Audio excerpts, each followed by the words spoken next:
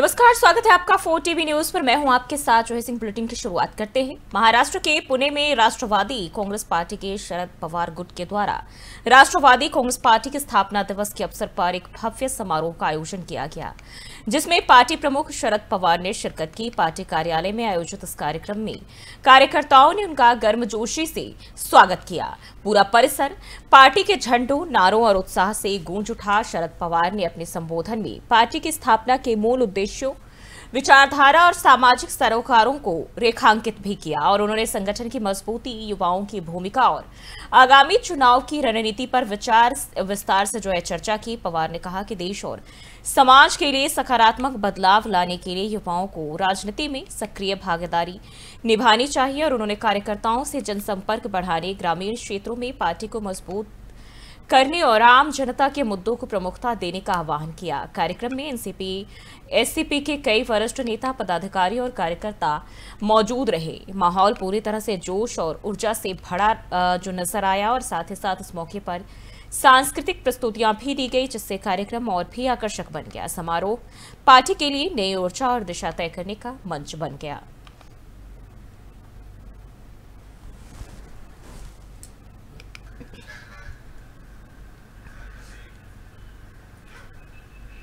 राजधानी दिल्ली में एक नई ऊर्जा और विकास की लहर शुरू हो गई है। मुख्यमंत्री रेखा गुप्ता ने हाल ही में दिए गए अपने बयान में कहा कि दिल्ली का एक बहुत अच्छा वक्त शुरू हुआ है। उन्होंने विश्वास जताया कि आने वाले 5 सालों में दिल्ली का चेहरा पूरी तरह बदल जाएगा। रेखा गुप्ता ने कहा कि केंद्र और राज्य सरकारें मिलकर दिल्ली को एक सुंदर, स्वच्छ और विकसित शहर बनाने में जुटी हुई है। मुख्यमंत्री ने आगे कहा कि दिल्ली को स्मार्ट इंफ्रास्ट्रक्चर, हरियाली, स्वच्छता और बेहतर सुविधाओं से लैस किया जाएगा। उनकी सरकार का उद्देश्य न केवल दिल्ली वासियों को बेहतर जीवन देना है, बल्कि दिल्ली को देश के लिए एक मॉडल सिटी के रूप में विकसित करना भी है। उन्होंने कहा कि आने वाले समय में जब लोग दिल्ली को देखेंगे तो कहेंगे कि दिल्ली के लिए जो निर्णय लिया गया है वह वास्तव में सही और दूरदर्शी भी था। रेखा गुप्ता ने आम जनता से भी सहयोग की अपील की और कहा कि सरकार अकेले कुछ नहीं कर सकती। नागरिकों की भागीदारी से ही दिल्ली को विकास की नई ऊंचाइयों तक पहुंचाया जा सकता है। दिल्ली अब एक नए पथ पर अग्रसर है।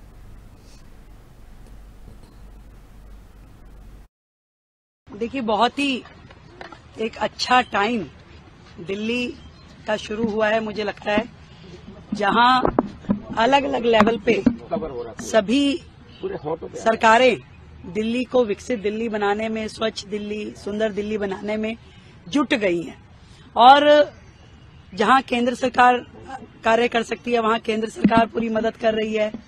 जहां पर दिल्ली सरकार का कार्य है, दिल्ली सरकार 24/7 अपने कार्यों को कर रही है और जहां नगर निगम की जो जिम्मेदारियां हैं, नगर निगम भी निभाने में लग गई है।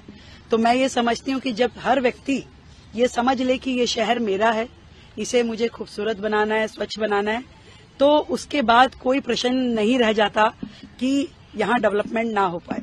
और एक सुंदर दिल्ली, विकसित दिल्ली का जो सपना हमने देखा है अपनी जनरेशन्स के लिए, मुझे लगता है कि इन 5 सालों में दिल्ली का चेहरा इस कदर खूबसूरत होगा कि सभी लोग सोचेंगे कि जो निर्णय और राजधानी के द्वारका सेक्टर 13 स्थित सबद अपार्टमेंट में मंगलवार को एक बड़ा हादसा होते होते टल गया।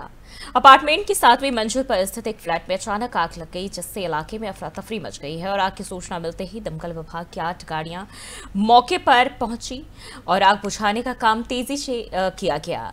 दिल्ली फायर सर्विसेज के अनुसार फ्लैट में 2 से 3 लोगों के फंसे होने की आशंका है। बचाव दल के द्वारा राहत कार्य भी जारी है। आग के कारण फ्लैट से घना धुआं निकलता हुआ देखा गया, जिससे आसपास के लोग भी दहशत में आ गए। फिलहाल किसी के हताहत होने की सूचना नहीं, जो कि राहत भरी बात है। प्रशासन और दमकल विभाग की बात करें तो ये स्थिति पर नजर बनाए हुए और सभी आवश्यक सावधानियां भी बरती जा रही है। अपार्टमेंट के अन्य निवासियों से भी सुरक्षा के मद्देनजर बाहर निकालने की अपील की गई है और आग लगने के कारणों का भी पता नहीं चल सका है। घटना ने एक बार फिर हाई राइज बिल्डिंग्स में फायर सेफ्टी के मुद्दे को सामने लाकर रख दिया है और जांच के बाद ही विस्तृत जानकारी सामने आ सकेगी।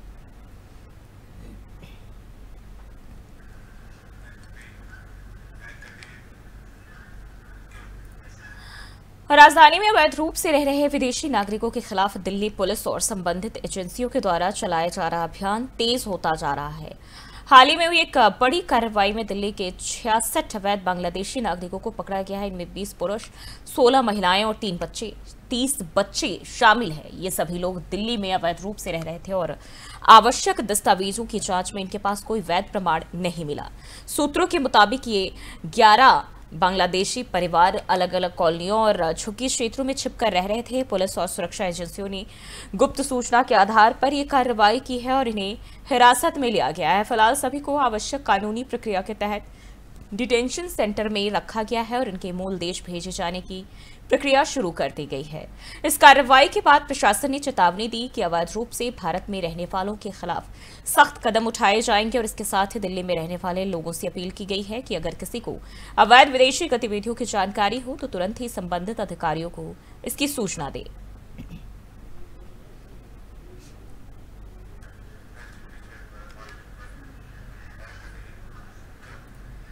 बढ़ते आगे, सांगली नगर निगम के डिप्टी कमिश्नर वैभव सप्ले एक बड़ी भ्रष्टाचार की कार्रवाई में रंगे हाथों पकड़े गए हैं और उन पर 1 करोड़ रुपए के प्रोजेक्ट को पास करने के एवज में 7 लाख रुपए की रिश्वत मांगने का गंभीर आरोप लगा है। ये रिश्वत एक 24 मंजिला इमारत के निर्माण लाइसेंस को स्वीकृति देने के बदले में मांगी गई थी। सूत्रों के अनुसार ये शिकायत एक सतर्क और जागरूक नागरिक के द्वारा भ्रष्टाचार निरोधक विभाग यानी कि एसीबी में दर्ज करवाई गई थी। एसीबी ने पहले शिकायत की गोपनीय जांच की और जब रिश्वत मांगे जाने की पुष्टि हुई तब जाल बिछाकर वैभव सबले को रंगे हाथों पकड़ लिया गया और उनके खिलाफ विश्रामबाग पुलिस स्टेशन में मामला भी दर्ज किया गया है। और इस कार्रवाई के बाद सांगली नगर निगम में हड़कंप मच गया है। अधिकारियों और कर्मचारियों में भय और चिंता का माहौल है। आम लोगों में भी इस कदम की सराहना की जा रही है और लोग उम्मीद कर रहे हैं कि भ्रष्टाचार के खिलाफ इसी तरह कार्रवाई होती रहेगी और यह मामला प्रशासनिक पारदर्शिता और जवाबदेही की दिशा में एक महत्वपूर्ण कदम माना जा रहा है।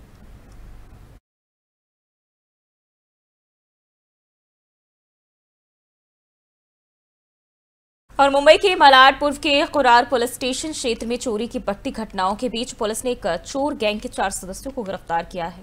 इस गैंग में 3 पुरुष और 1 महिला आरोपी शामिल है। गिरफ्तार आरोपियों के नाम अब्दुल रफीक हमीद अंसारी उर्फ अप्पू खोटा, सूरज संजय यादव, आकाश चंद्रकांत पवार और दीपाली डंपर भुल, जो सभी मलाड के ही रहने वाले बताए जा रहे हैं। पुलिस ने आरोपियों के पास से 100 ग्राम सोना, 240 ग्राम चांदी और 80,000 रुपए नकद बरामद किए हैं। इनके खिलाफ 40 से अधिक चोरी और घरफोड़ की घटनाओं के मामले दर्ज किए गए। मलाडपुर के पिपरी पाड़ा इलाके में रात में लगातार चोरी की घटनाएं बढ़ने लगी थी, जिससे इलाके में दहशत फैल गई। इस मामले की गंभीरता को देखते हुए कुरार पुलिस ने कई टीमों का गठन किया और तांत्रिक विश्लेषण और सूत्रों की मदद से गैंग की पहचान की गई। जांच में पता चला कि गैंग दिन में घरों की रेकी करता था और जिन घरों में ताले लगे होते थे उन्हें रात में तोड़कर चोरी करता था। पुलिस ने पिपरीवाड़ा में जाल बिछाकर चारों आरोपियों को गिरफ्तार किया है। अब आगे की जांच भी की जा रही है और पुलिस इस गैंग के अन्य सदस्यों की तलाश कर रही है।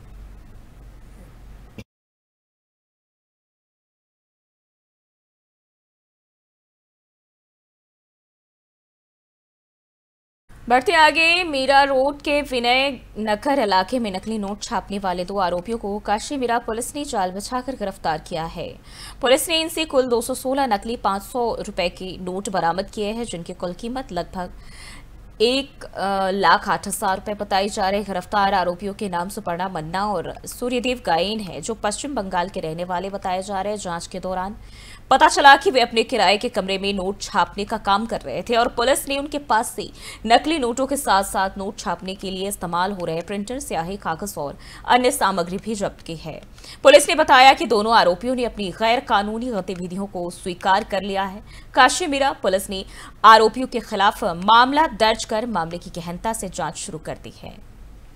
पुलिस ने इस पूरे नकली नोट छपाई के नेटवर्क का पता लगाने के लिए भी छानबीन शुरू की है, ताकि अन्य संभावित आरोपियों को भी गिरफ्तार किया जाए। नकली नोट छपाई जैसी गंभीर धाराओं अपराधों को रोकने के लिए पुलिस लगातार सतर्क है और जनता से भी इस प्रकार की संदिग्ध गतिविधियों की जानकारी देने की अपील की गई है। इस गिरफ्तारी से क्षेत्र में सुरक्षा व्यवस्था मजबूत होने की उम्मीद जताई जा रही है।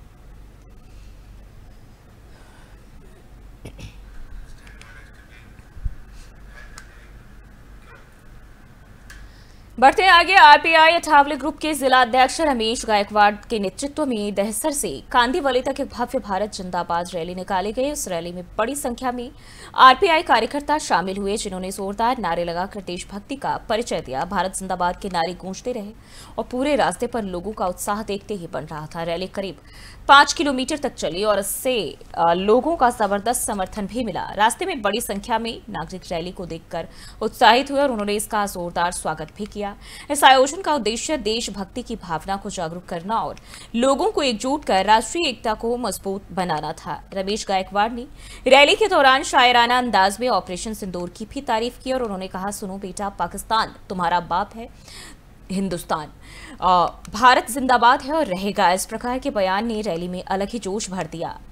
ये रैली राष्ट्रीय एकता और देशभक्ति के प्रति लोगों की गहरी प्रतिबद्धता का प्रतीक थी। कार्यकर्ताओं ने मिलकर ये संदेश दिया कि भारत की एकता और अखंडता को कोई भी ताकत कभी प्रभावित नहीं कर सकती।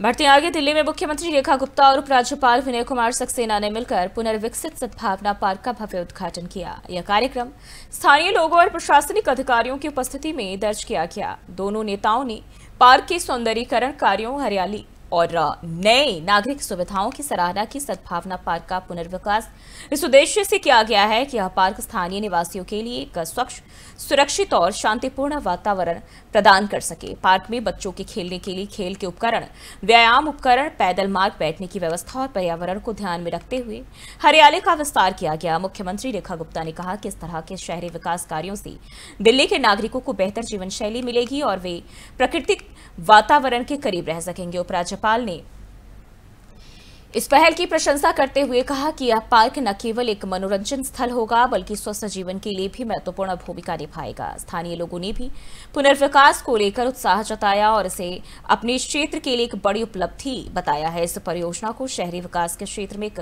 महत्वपूर्ण कदम माना जा रहा है, जो शहर की हरितता और नागरिक सुविधा को बढ़ावा देगा।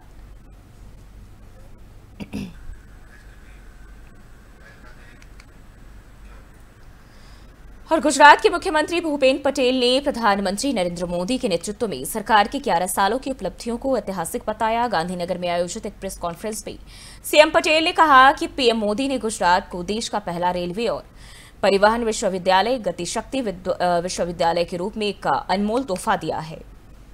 उन्होंने कहा कि अक्षय ऊर्जा और पर्यावरण के अनुकूल विकास के जरिए देश ग्लोबल वार्मिंग और जलवायु परिवर्तन की चुनौतियों से निपटने में भी सक्षम रहा है।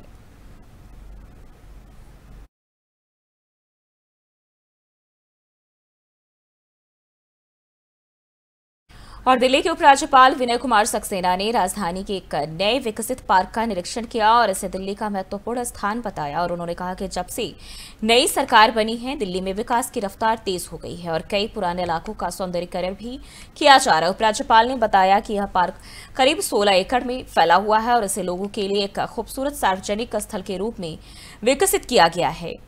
उनका कहना है कि दिल्ली को एक स्वच्छ, सुंदर और हरित शहर बनाने की दिशा में लगातार प्रयास किए जा रहे हैं।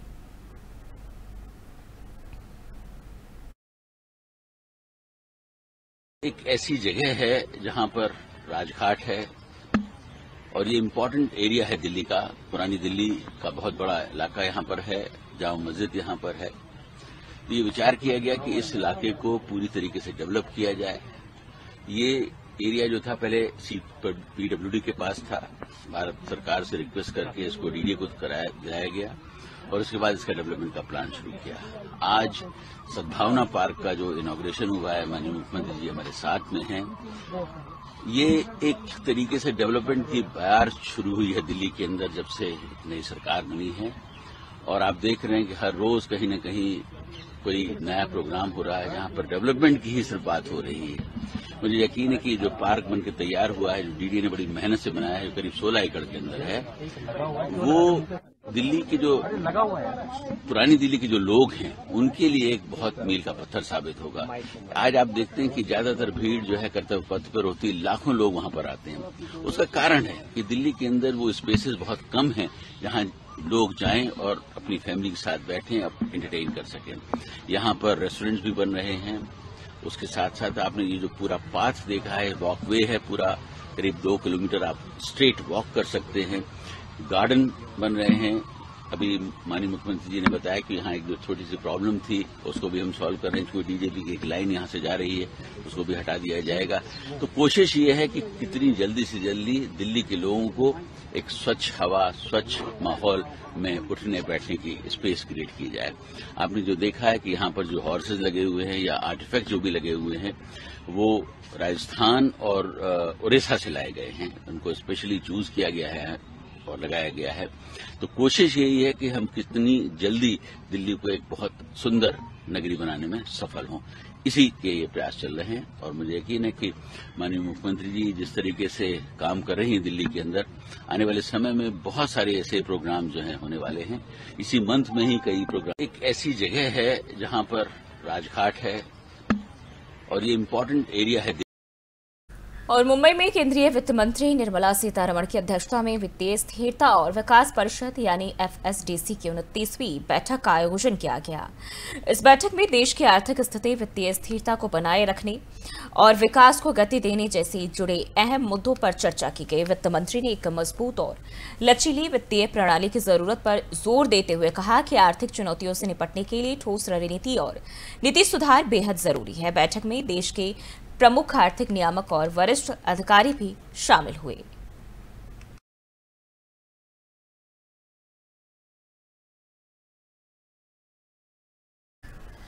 और पहलगाम हमले के बाद भारत में अवैध रूप से रह रहे बांग्लादेशी नागरिकों को लेकर एक बार फिर से बहस तेज हो गई है। देश के अलग अलग राज्यों में पकड़े गए बांग्लादेशी घुसपैठियों के बड़े जत्थे को वापस बांग्लादेश भेजा गया है। आंकड़ों के मुताबिक अगर बात करें तो 500 से अधिक घुसपैठियों को उनके देश भेजा गया है। ये रिपोर्ट देखिए। भारत में आंतरिक असुरक्षा को देखते हुए भारत सरकार ने अवैध रूप से देश में आए घुसपैठियों को देश से बाहर भेजने का काम शुरू कर दिया है। करीब 500 से अधिक घुसपैठियों को वापस भेजने का काम किया गया है। इन्हें देश के अलग अलग राज्यों से गिरफ्तार किया गया है। दरअसल बांग्लादेश और भारत के बीच लगभग 4096 किलोमीटर लंबी सीमा है, जो कई स्थानों पर खुली है और असुरक्षित है। यह भूगोल अवैध रूप से भारत में प्रवेश को आसान बना देता है। आर्थिक कारण, रोजगार की तलाश, राजनीतिक उत्पीड़न और कभी कभी देश को अशांत करने के मकसद से दूसरे देश के लोग बड़ी संख्या में भारत की ओर रुख करते हैं। कई लोग सीमावर्ती राज्यों जैसे पश्चिम बंगाल, असम, त्रिपुरा में प्रवेश करते हैं, जबकि कुछ आगे बढ़कर महाराष्ट्र, दिल्ली और राजस्थान तक पहुंच जाते हैं। आपको बता दें कि यह मुद्दा आज का नहीं है, बहुत पहले से चला आ रहा है, लेकिन इस पर आज तक सख्त कदम नहीं उठाया जा सका है। सिर्फ राजनीतिक रोटियां सेकी गई हैं। लेकिन पहलगाम घटना के बाद जब लगा कि नहीं, देश को इससे असुरक्षा है, तब सरकार जागी है और इस दिशा में कार्रवाई की जा रही है। क्योंकि इंटेलिजेंस रिपोर्ट्स के अनुसार एक बार भारत में प्रवेश करने के बाद अवैध घुसपैठिए स्थानीय नेटवर्क की मदद से फर्जी पहचान पत्र जैसे आधार कार्ड, वोटर आईडी और राशन कार्ड हासिल कर लेते हैं। कई बार इन्हें धार्मिक या सामाजिक संगठनों से मदद मिलती है। कुछ रिपोर्टों में यह भी कहा गया है कि ये लोग मदरसों में आश्रय पाते हैं, जहां से उनकी पहचान छिपाने में मदद की जाती है। इस रिपोर्ट के आधार पर ही बीते वर्ष वर्तमान में स्वास्थ्य मंत्री JP नड्डा ने कहा था कि बांग्लादेशी घुसपैठिए यहां आते हैं और मदरसे में ठहरते हैं और उनका आधार कार्ड और वोटर आईडी बनते हैं और फिर उनको जमीन दिलाने का काम किया जाता है। अभी एक रिपोर्ट आई है, ये इंटेलिजेंस की रिपोर्ट, ये मैं पत्रकार भाइयों को दे दूंगा। ये इंटेलिजेंस की रिपोर्ट, इसमें लिखा गया है कि बांग्लादेश के घुसपैठिए आते हैं, मदरसों में ठहरते हैं और मदरसों में ठहर करके उनके लिए आधार कार्ड बनता है, उनका वोटर आईडी बनता है, उनको गैस का कनेक्शन दिया जाता है, उनको राशन कार्ड बनता है और फिर उनको जमीन दिलाने का काम हेमंत सोरेन की सरकार करती है। इस तरीके का काम कर रहे हैं। बोलो, ऐसी सरकार को रहने देना है क्या? रहने देना है क्या? ये मित्रों सिर्फ लंबोदर जी का सवाल नहीं है, ये बीजेपी का सवाल नहीं है, ये आजसू का सवाल नहीं है, ये सवाल झारखंड के अस्तित्व का है और झारखंड के हमारे भाई और बहनों का अस्तित्व का सवाल है। वहीं इस मामले को लेकर महाराष्ट्र के मंत्री नीतीश राणे ने हाल ही में इस मुद्दे पर तीखी प्रतिक्रिया दी है। उन्होंने कहा है कि there was an incident few days back where these people had Bangladeshi people had come and raised their hands on a local fisherman. We are absolutely very clear that there are central government and the state government, we are very clear that there we will not allow any Bangladeshi and Rohingya Muslim. इसके चुनौतियां और समाधान की अगर बात करें तो आपको बता दें कि अवैध घुसपैठ केवल एक सुरक्षा मुद्दा नहीं है, बल्कि एक मानवीय और प्रशासनिक चुनौती भी है। भारत सरकार को इस समस्या का समाधान करने के लिए बहुत सारे एंगल से सोचने की जरूरत है, जैसे सीमा सुरक्षा, बॉर्डर पर निगरानी और अधिक मजबूत करना होगा। वहीं बीएसएफ और तकनीकी संसाधनों का बेहतर उपयोग आवश्यक है। डिजिटल पहचान प्रणाली, आधार जैसी प्रणालियों को और अधिक सुरक्षित बनाना होगा ताकि फर्जी दस्तावेज तैयार करना आसान न हो।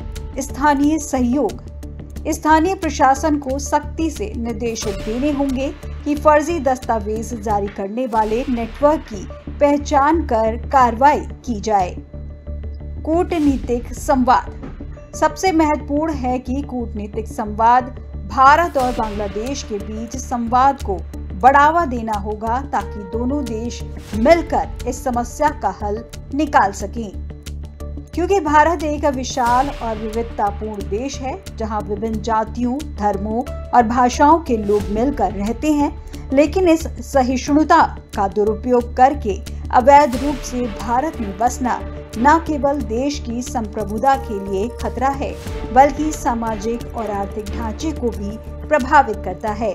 यह आवश्यक है कि सरकार और नागरिक दोनों मिलकर इस समस्या से निपटे, ना तो नफरत फैलाएं और ना ही कानून का उल्लंघन होने दें। यह संतुलन ही भारत की असली। भारत में आंतरिक असुरक्षा को देखते हुए भारत सरकार ने अवैध रूप से देश में आए। बुलेटिन में फिलहाल के लिए बस इतना ही। देश और दुनिया की तमाम खबरों के लिए देखते रहिए 4 TV न्यूज़।